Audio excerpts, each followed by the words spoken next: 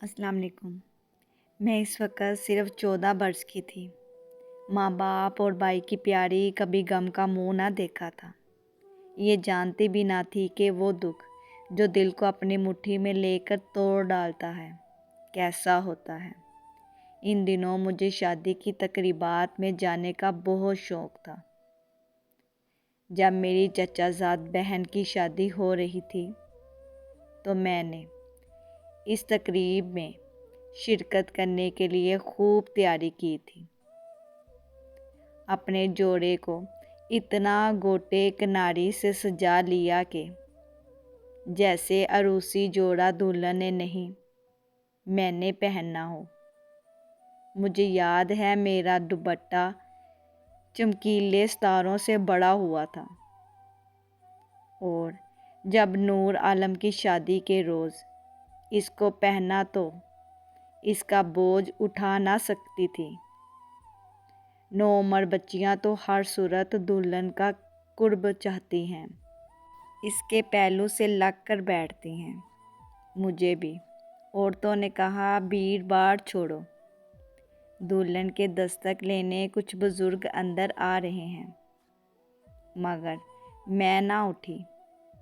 मुझे डर था अगर मैंने अपनी जगह छोड़ दी तो कोई और लड़की यहाँ आकर बैठ जाएगी, फिर मैं शादी की रस्मात ना देख सकूँगी। ख़ानदान के कुछ बुज़ुर्ग अंदर आ गए। इनमें एक वो भी था। मुझे क्या पता कि कौन कौन लोग आए हैं। मैं तो दुल्हन में गुम थी। कैसे वो सर झुकाए बैठी थी और हाँ करते हुए कितना शर्मा रही थी। जल्द ही ये लोग रिश्ता लेकर मेरे अब्बा जान के पास आए। लड़का इस बुज़ुर्ग का भतीजा था जिसकी सब लोग बहुत इज्जत कर रहे थे। मैंने भी इसको दरवाज़े की जड़ी से झांक कर देखा था। फिर मैंने संदूक से वो सितारों भरा दुपट्टा निकाल लिया और देर तक बंद कमरे में आईने के सामने ये दुपट्टा ओढ़े बैठी रही। खबर नहीं अब्बा ने फिर क्या फ़ैसला किया। ऐसे फ़ैसले पहले ज़माने में लड़कियों को कौन बताता था। 15वें साल में मैंने कदम रखा था कि शादी की खबर सुनी। जिस रोज़ निकाह था दूल्हा का चेहरा नहीं, सारा वजूद सहरे की लड़ियों से ढका हुआ था। 12 बजे शब हम घर पहुँचे। मुझे सजी हुई सेज पर बैठा दिया गया। दूल्हा मियाँ अंदर आ चुके थे। इन्होंने कांपते हाथों से मेरा घूंघट उठाया, नज़र उठाकर इनकी जानब देख लिया। यही गज़ब हो गया। मैं तो इनकी सूरत देखते ही बेहोश होकर गिर गई। चीख मेरे हलक में अटक कर दम तोड़ गई। ये क्या हुआ कि क़यामत ही टूट पड़ी। कोई भयानक ख्वाब था।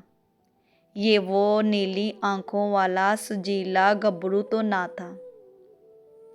ये एक 70 साल का सफ़ेद बगे जैसे बालों वाला बूढ़ा था।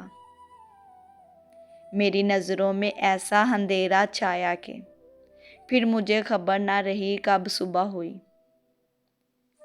वो सुनहरी रात अंधेरी रात निकली और इसके बाद के सवेरे भी सारे अंधेरे हो गए। फिर कभी मेरी ज़िंदगी में कोई सूरज बड़ा सवेरा ना आया। मेरे सरताज ने मुझे खुश रखने को जेवरात के ढेर मेरे कदमों में डाल दिए। मुझसे माफ़ी मांगी। अपने गुल होती हस्ती का वास्ता दिया कि अब मैं इसकी मोहब्बत की लाज रख लूं।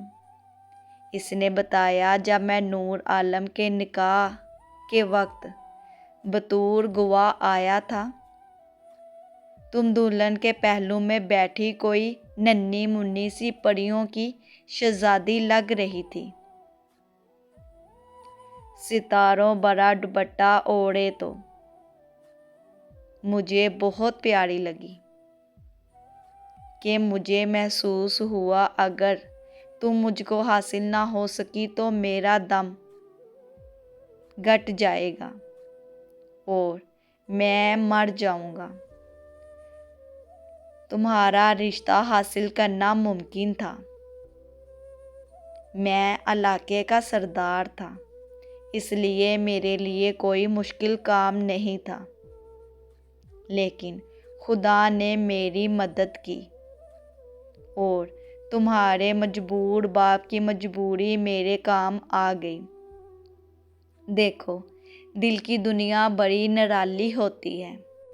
इस दिल पर तो किसी का इख्तियार नहीं और मोहब्बत किसी शय की मरहून मंद नहीं होती।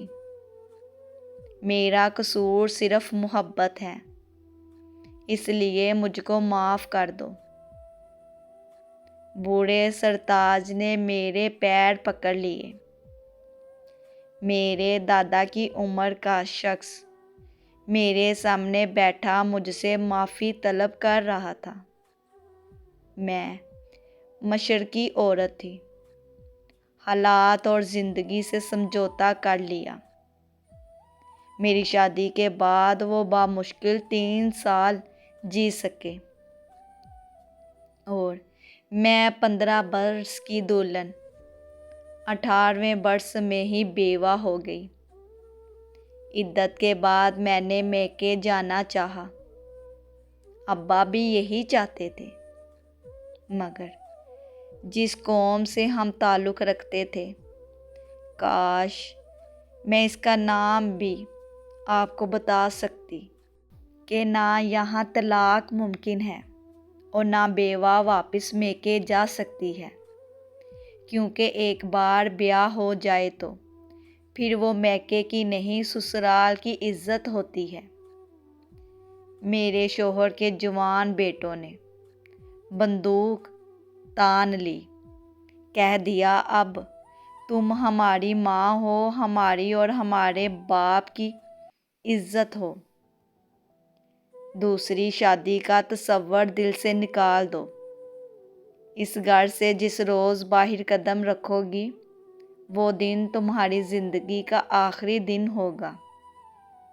2 साल बाद अब्बा का इंतकाल हो गया।